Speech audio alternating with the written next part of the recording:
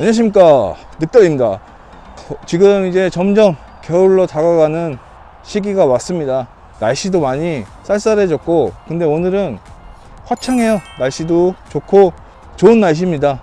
드라이브 하기 딱 좋죠. 또 위드 코로나로 지금 바뀌었는데, 그렇다고 너무 많은 사람들이 몰려 있는 곳에 많이 계시지 마시고 조금 조심하면서 즐기셨으면 합니다. 자, 오늘은 저번에 현대 아이오닉 5 첫 전기차를 시승을 해봤는데, 오늘은 기아 EV6 전기차를 가지고 나왔습니다. 자, 지금부터 기아 EV6 전기차를 만나보도록 하겠습니다. 자, 가시죠.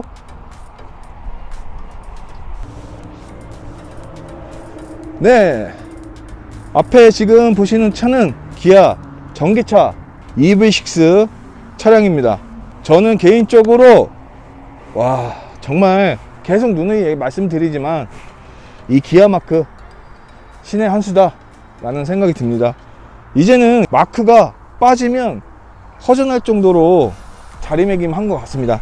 자, 기아의 EV6 현대 아이오닉 5와 어떤 점이 다르고, 과연 같은 테두리에 있는 같은 형제 차량인데 다른 점은 뭐고 좋은 점은 뭔지, 또 둘 다 단점은 뭔지 한번 지금부터 내외관과 주행편을 나누어서 살펴보도록 하겠습니다. 자, 지금부터 시작하겠습니다. 고고! 우선 간단하게 EV6 스펙을 보고 오겠습니다. EV6는 아이오닉 5와 많은 부분을 공유하지만 아이오닉 5와는 차별화하려는 모습이 디자인에서 많이 보입니다. EV6는 새로운 기아 로고와 기아의 전기차 대중화와 사업 전략 플랜 S를 가속화하는데 첫발이 아닌가 생각합니다. 실제로 눈앞에서 본 EV6는 생각했던 이미지보다 진짜 크다라는 말부터 나왔습니다. 자, 전면부를 보시면 확실히 새로운 기아 로고가 신의 한 수가 아닌가 생각을 합니다. 깔끔하고 일체감 있는 로고는 정말 없어서는 안 될 존재가 된 것 같습니다. EV6는 아이오닉 5와 달리 낮은 무게중심과 차체 형태를 보이고 있습니다. 기아의 타이거 노즐을 재해석한 디지털 타이거 페이스를 적용했고, 전면부의 주간주행 등 DRL은 디지털 이미지를 구성하는 전작 픽셀에서 영감을 받아서 디자인된 무빙 라이트 패턴을 적용해 세련되고 깔끔한 느낌을 줍니다. 측면부는 전면부 후드에서부터 후면부, 스포일러까지 간결하면서도 예리하게 다듬어진 라인이 특징으로 차량을 한층 풍부하면서도 날렵하게 보이게 합니다. 특히 매끄럽게 젖혀진 윈드실드 글라스는 EV6만의 역동성과 빠르게 달릴 수 있다는 느낌을 전해주는 것 같아요. 휠은 공격적이면서도 연비를 향상시키기 위한 공기저항이 쉽도록 디자인된 것 같고, 도어 키트는 사실 아이오닉 5 때도 그랬지만 저한테는 아직까지는 불편했습니다. 하지만 이것도 오랜 기간 타고 적응하면 또 나름대로 달라지지 않을까 라는 생각을 했습니다. EV6는 전기차 전용 플랫폼을 적용해 휠베이스를 길게 늘리고 앞뒤 오버행은 짧게 하면서 이상적인 프로포션을 보여주고 있는데요. EV6 디자인의 묘미 중 하나가 바로 측면의 캐릭터 라인입니다. 측면 하단부에서 시작한 라인이 테일램프까지 이어져서 정말 저는 개인적으로 멋있다고 생각했습니다. 그리고 프론트와 리어 휀다 볼륨감을 극대화한 점도 정말 매력적인 것 같습니다. 사실 저는 전면부보다 후면부가 가장 이쁘다고 생각을 하는데요. 디자인적인 부분에서도 완성도가 높지 않나 생각이 듭니다. 테일램프는 리어 스포일러까지 일체형으로 이어지고, 크롬의 문양이 방향 지시 등까지 이어지는 모습이 독특하기까지 합니다. 디자인적 요소만을 고려한 것이 아니라 공기역학적인 기능을 하고 있지 않을까 생각이 듭니다. 후면부는 누구나 좋아할 수밖에 없는 리어 디자인이라고 개인적으로 생각이 듭니다. 리어 LED 클러스터는 EV6만의 차별화된 요소로 조명의 역할뿐만 아니라 빛을 매개체로 독특한 패턴을 형상화해 EV6의 미래지향적인 캐릭터를 더해준다고 생각이 듭니다. 볼륨감 있고 두꺼운 범퍼 디자인을 채택하여 차별화를 이루었는데요. 조금 더 공격적이고 세련된 GT라인이 젊은 층에서 조금 더 인기가 있지 않을까 라는 생각이 듭니다.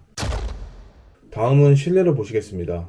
확실히 기아만의 특징이 살아있는 내부 모습인데요. 저는 오히려 아이오닉 5보다 실내는 확실히 EV6가 호불호 없이 깔끔한 디자인인 것 같습니다. 공간에 집중한 아이오닉 5와 다르게 EV6는 운전자가 주행에 집중할 수 있게 만든 모습입니다. 그리고 미래지향책보다는 현재 익숙함 속 요소 새로움을 추가한 모습입니다. 핸들에는 멀티미디어와 ADS를 위한 버튼이 있고 핸들 너머에는 K8과 스포티지를 통해 소개한 일체감 있는 커버드 디스플레이어가 적용되었고 12.3인치 컬러 디스플레이 두 개를 연결하여 한몸인 듯 디자인에서 웅장함은 배가 되고 정보는 시원하고 깔끔하게 전달이 되는 것 같습니다. 12.3인치 미터 클러스터는 기아 내연기관 차와 달리 새로운 UI를 적용했지만 아이오닉 5와는 다르지 않은 구성은 조금 아쉬움이 남습니다.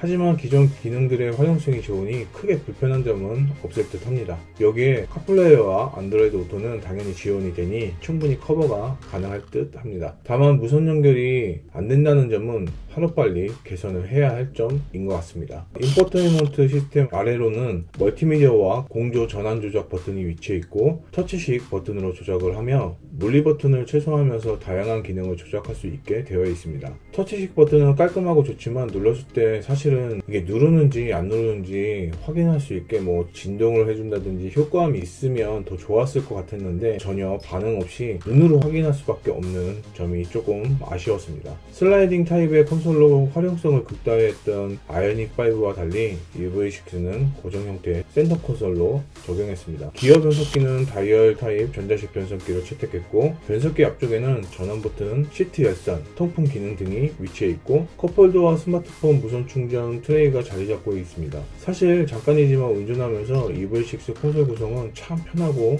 금방 익숙해질 수 있었습니다. 이외에 에어벤트 하단과 중앙 콘솔 라인, 운전석, 조수석, 뒷좌석 양쪽 도어에 무드조명 가니쉬의 디테일이 야간에는 또 다른 분위기를 연출해줍니다. 뒷좌석 실내 공간은 바닥에 배터리를 배치하여 시트 포지션은 솔직히 조금 높은 편이었습니다. 저 같은 경우는 머리 공간이 주먹 하나 정도 남았는데요.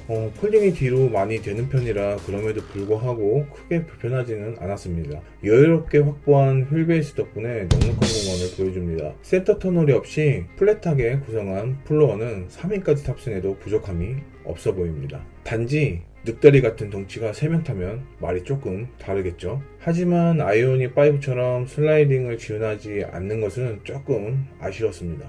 운전석과 조수석은 쉴 수 있는 자세로 변환이 가능한 릴렉션 컴포트 기능과 뒷좌석에는 에어번트가 B필러에 있고 USB 포트는 C타입으로 되어 있더라고요. 사실은 저는 처음 알아서 조금 당황하기도 했습니다.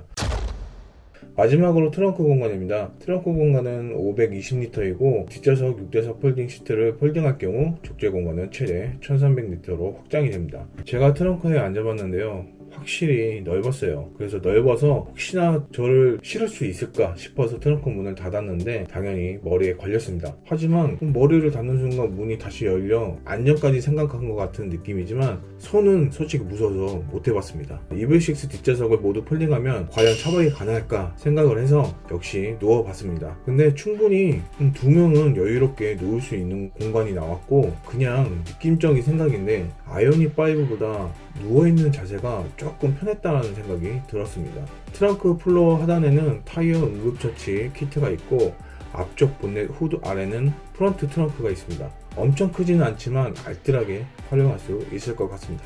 이렇게 내외부를 확인했는데요. 사실 저는 시승을 하면서 조금 탐이 나더라고요. EV6 늑다리 공식 음성인식 시간을 마지막으로 주행편으로 돌아오겠습니다. 지금까지 늑다리였습니다. 감사합니다. 에어컨 23도로 맞춰줘.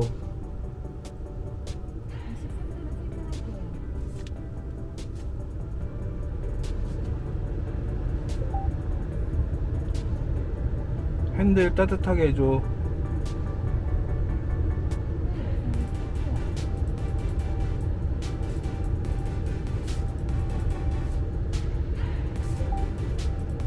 핸들 열선 꺼줘.